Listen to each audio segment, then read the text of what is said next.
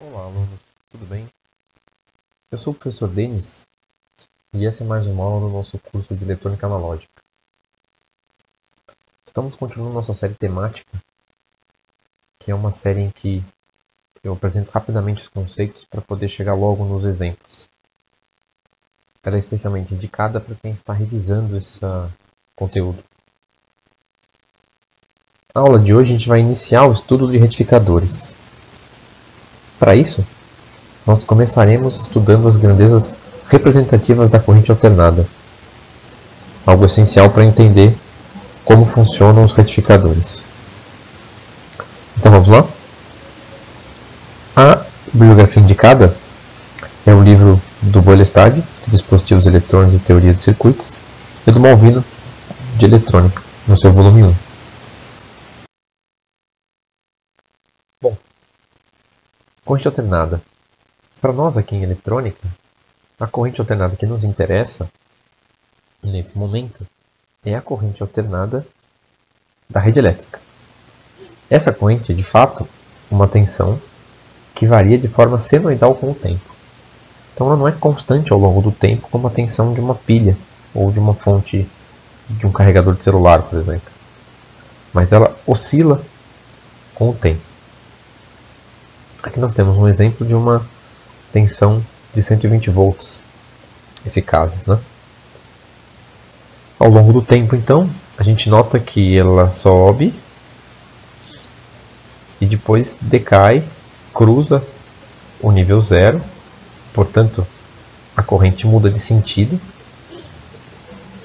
e assim por diante, periodicamente. Depois de um certo ciclo de tempo, ela volta a subir, descer, subir, descer, subir, descer, ok? Senoidalmente. Como vocês já sabem, a frequência da rede elétrica é de 60 Hz. Mas o sinal senoidal não precisa ser representado só pelo seu gráfico, muito pelo contrário. Ele possui grandezas que o representam e representam seus efeitos, que talvez seja até mais interessante aqui em eletrônica. Bom, vamos iniciar por grandezas imediatas. Imediato significa que você pode ler do gráfico, se você estiver medindo com um osciloscópio ou olhando para um gráfico como a gente está fazendo aqui. Elas são a tensão de pico ou a tensão de pico a pico. As duas são importantes. Bom, a tensão de pico é a tensão entre o nível zero e o máximo da senoide. Okay? Então ela está representada aqui. Ó. Então eu descubro onde está o nível zero, ele está aqui. E olho para quanto dá a minha tensão de pico. 155 volts, 160, não importa. 5 volts, ela é quanto que dá a diferença entre o máximo que ela alcança e o zero. Ok? A definição de tensão de pico não leva em conta se a forma de onda é simétrica ou não. Mas a tensão da rede elétrica é sempre simétrica. Ou seja, a tensão de pico positiva é igual a tensão de pico negativa. Bom,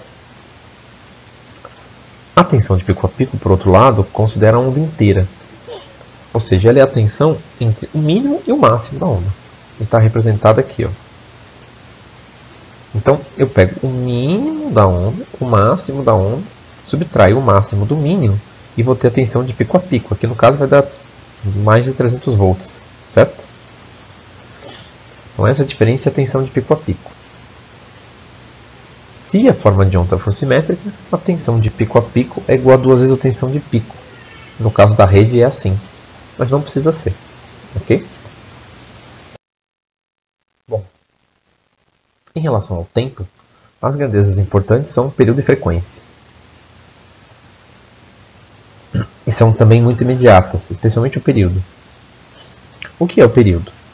O período é o tempo necessário para que a senoide passe a se repetir. Então a gente sabe que a função que representa a senoide é essa aqui. Ó. Uma certa amplitude A, que é igual a tensão de pico, né? Vezes o seno de 2πf t mais o período.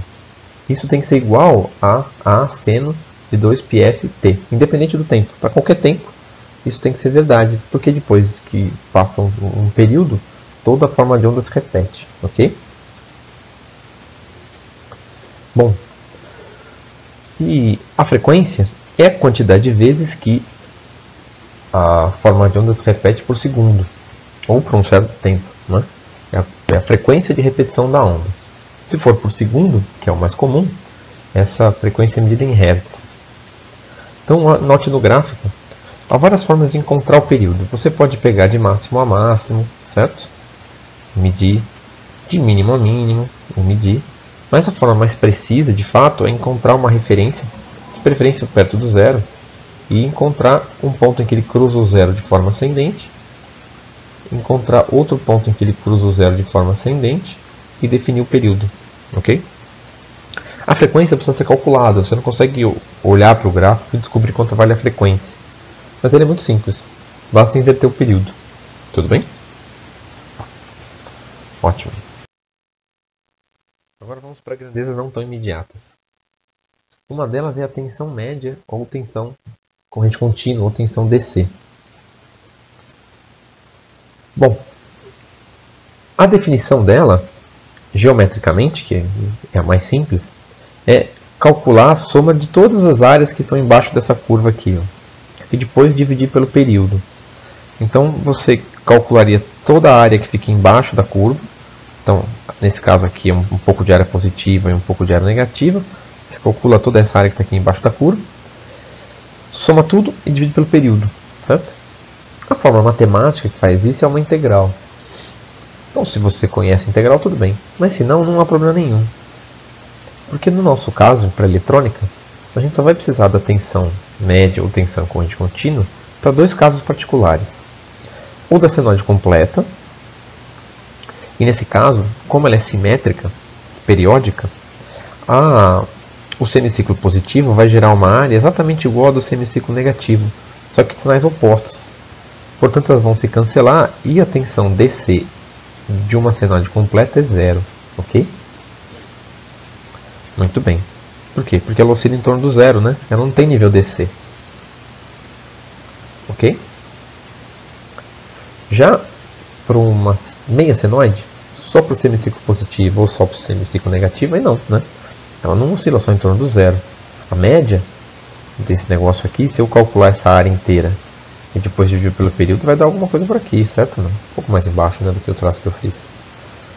E para calcular essa área, você resolve essa integral, mas uma vez resolvida, a gente já tem a fórmula e simplesmente vai usar a fórmula aqui. Então a tensão DC vai ser 2 vezes a tensão de pico dividido por π, ok? Então ou você acredita nessa expressão ou você resolve a integral para encontrar, ok? Mas a gente pode usá-la sem medo, ela funciona muito bem. Tudo bem? A próxima grandeza representativa é provavelmente a mais importante. Ela é a tensão eficaz, ou RMS, de um sinal. A tensão eficaz ela é muito importante porque ela representa, para uma certa onda, o valor de dissipação de potência equivalente a uma tensão contínua. Então, quando eu digo, por exemplo, que na rede tem 120 volts eficazes, significa que se eu pegar essa tensão da rede e colocar sobre uma resistência, ela vai dissipar a mesma quantidade de potência do que se eu tivesse uma fonte de corrente contínua de 127 volts. Okay? Geometricamente, ela é um pouco mais complicada que a tensão contínua.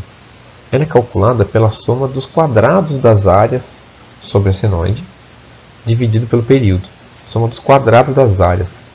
E por que os quadrados das áreas? Olha, a gente lembra que por uma tensão contínua, a potência é V quadrado sobre R. Então vem daqui, tá bom? Vem do fato de que a potência tem a ver com o quadrado da onda, né?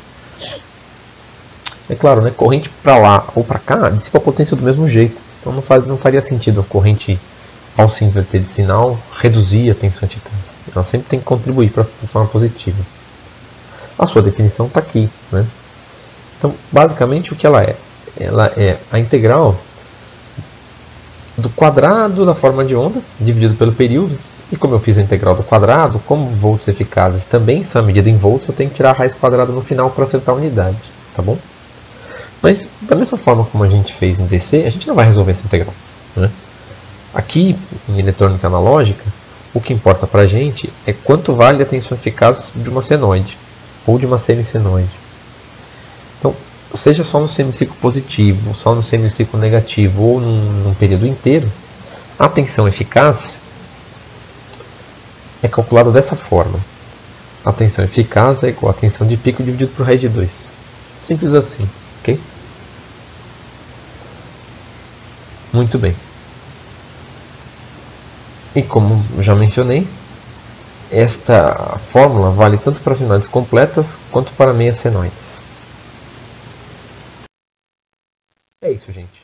O que a gente precisa de conceitos básicos de grandezas representativas de corrente alternada para estudar retificadores é isso. Está revisado, se vocês precisarem, voltem nessa aula e peguem essas fórmulas, tá bom? Espero que vocês tenham entendido. Até mais e bons estudos!